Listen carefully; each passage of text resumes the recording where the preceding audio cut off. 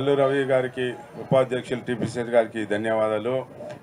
నేడు ఈ మన ధర్నా ముఖ్య ఉద్దేశం పార్లమెంటులో మన కాంగ్రెస్ పార్టీ ఎంపీలతో పాటు మన ఇండియా కూటమికి చెందిన 146 మందిని సస్పెండ్ చేయడం జరిగింది। ఈ దుర్మార్గక బీజేపీ ప్రభుత్వం నరేంద్ర మోడీ అమిత్ షా ప్రభుత్వాన్ని త్వరలోనే మనం గద్దెదించబోతున్నాం। కర్ణాటకలో బీజేపీ ప్రభుత్వాన్ని గద్దెదించాం, ఇక్కడ కేసీఆర్ ప్రభుత్వాన్ని బీఆర్ఎస్ ప్రభుత్వాన్ని గద్దెదించాం, రేపు కేంద్రంలో నరేంద్ర మోడీ ప్రభుత్వాన్ని గద్దెదించబోతున్నాము। మన యువ నాయకుడు రాహుల్ గాంధీ గారు ప్రధానమంత్రి పదవి చేపట్టబోతున్నారు। అదేవిధంగా ఇక్కడ తెలంగాణ ప్రదేశ్ కాంగ్రెస్ కమిటీ తరఫున ఈ ధర్నా ఇక్కడ ఇందిరా పార్క్ దగ్గర మనం ఏర్పాటు చేయడం జరిగింది। త్వరలోనే మోదీ ప్రభుత్వాన్ని గద్దెదించామని చెప్పి ఈ సందర్భంగా తెలియజేస్తున్నా। Thank you. ఫిరోజ్ ఖాన్ గారు నాంపల్లి అసెంబ్లీకి పోటీ చేసి కొద్ది ఓటుతోనే ఓడిపోయారు। వారి వారి అమూల్యమైన సందేశాన్ని ఇవ్వాల్సిందిగా కోరుతున్నారు। आप सबको नमस्कार, सलाम। मल्लू रवि जी की सदारत में आज जोहरा हमारी मुख्यमंत्री की सदारत में आप सबको फिर से एक टाइम नमस्कार, सलाम। 2-3 मिनट ही बात करूंगा क्योंकि अभी एक फ़ोन आया, इमरजेंसी एक जगह जाना है। रही बात जो मसला है, हिंदी में बात करूं तेलुगु में बात करूं? अच्छा, ओके, राइट। चलिए, अब ये ड्रामा चल रहा पार्लियामेंट में, आपको सबको मालूम है। नरेंद्र मोदी बीजेपी पार्टी जुमला पार्टी, लंगी पार्टी, चोर पार्टी, धोखा देती चला रही, हिंदुस्तान को डिवाइड एंड रूल कर रही, हंगामा हंगामा कर रही, हिंदुइज्म बात कर रही, सबको झूठे बाता लंगे बाता बोल के काम कर रही। आज जो है भाई, पार्लियामेंट कभी भी चलने नहीं देते।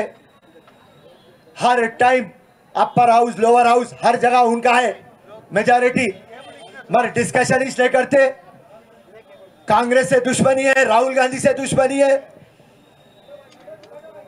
राहुल गांधी जो भी करते कि हाईलाइट, और ना लोकसभा ना राज्यसभा, यूनानिमस बिल पास करते रहते आप।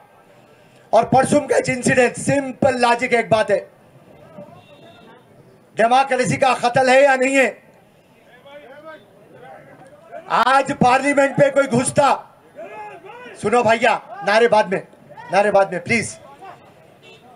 पार्लियामेंट में कोई घुस जाता, अगर से ये जिसके पास ग्रेनाइट होता, आरडीएक्स होता, जो सिंपल एक बात है, यहां पे आवाम को जय जय, आवाम को एक ही चीज समझना है, जो पार्लियामेंट की हिफाजत नहीं कर सकता वो हिंदुस्तान की क्या कर सकता।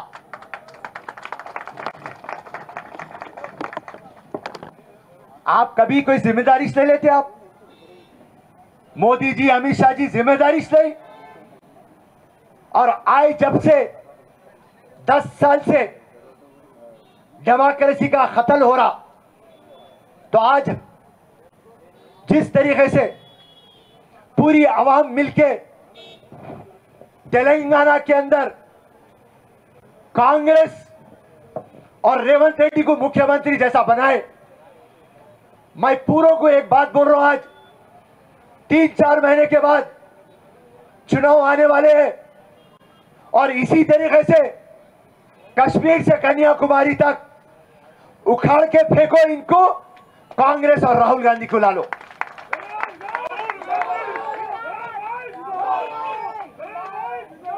आज का जो माहौल है, आवाम बदलना चाहती, आवाम को कांग्रेस होना, ये बात आप दिमाग में रख लीजिए। और यहां जितने भी मैं कार्यकर्ता है और हमारे पूरे लीडर्स हैं, मैं आपको ये एक बात बोल रहा हूं, तेलंगाना में कांग्रेस की हुकूमत आ गई, मगर आप इत्मीनान से रहने का नहीं है। आज से काम करना स्टार्ट करना है। जश्न हो गया, 15 दिन की गवर्नमेंट है, जश्न हो गया। रेवंत रेड्डी नए दूल्हे थे, हो गई बात। अब सबसे असली दूल्हा राहुल गांधी को प्रधानमंत्री बनाना है।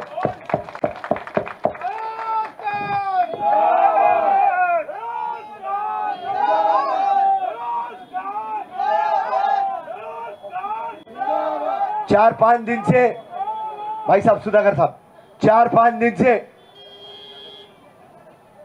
ఒక 4-5 రోజుల నుంచి ఢిల్లీలో ఉన్నా అక్కడ ఢిల్లీలో ఎక్కడ కూడా తిరిగితే వాళ్ళకు తెలంగాణ మీద ఎక్కువ నమ్మకం ఉన్నది 17 ఎంపీస్ లో 15 ఎంపీలు మనం తెస్తామని ఎంత గట్టి నమ్మకం ఉన్నది ప్రతి ఒక్క కాంగ్రెస్ కార్యకర్త నుంచి రేవంత్ రెడ్డి మీద నమ్మకం ఉన్నది ఇది మనం ఒక గిఫ్ట్ లాగా ఆ ఢిల్లీకి ఇద్దామని ఇలా మొత్తం మనం డిసైడ్ కావాలి అవి నరేంద్ర మోదీ గురించి మాట్లాడితే 2 రోజులు సుధాకర్ అన్న ప్లీజ్ నాకు మీకు బాత్ करने दो ఈ నరేంద్ర మోదీ గురించి మాట్లాడితే 2 రోజులు మాట్లాడవచ్చు ఎక్కడ కూడా ఏం డెవలప్మెంట్ చేయలేదు ఉట్టి డ్రామా ఉద్యోగాల మాటు తీయడు price hike Pulwama parliament attack ఏది కూడా వీళ్ళు మాట్లాడరు యునానిమస్ గా బిల్లు పాస్ చేస్తూనే ఉంటారు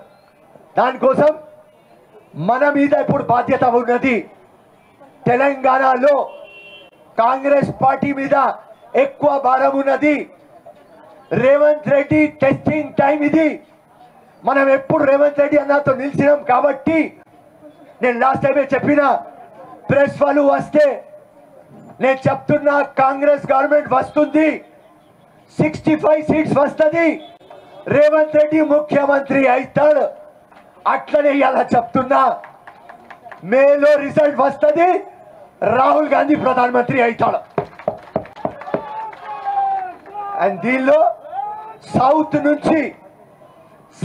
నుంచి ఎక్కువ ఎంపీలు తీసుకురావాలి మనం అందరం ఎట్లా మన ఎలక్షన్ మనం రాత్రి పగలు పని చేస్తాం అట్లనే ఎవరు ఎంపీ క్యాండిడేట్ వస్తారు వాళ్ళకు రాత్రి పగలు పని చేసేసి మనకు రాహుల్ గాంధీ కాంగ్రెస్ కి ఒక గిఫ్ట్ రేవంత్ రెడ్డికి ఒక ఎగ్జామినేషన్ దానిలో ఎట్లా రేవంత్ రెడ్డికి ఇక్కడ తీసుకువచ్చినాం అట్లనే రాహుల్ గాంధీకి తీసుకువచ్చి మనం అందరం పాస్ అవుతామని మీ అందరికీ మాట అండ్ ప్రామిస్ కూడా తీసుకుంటున్నా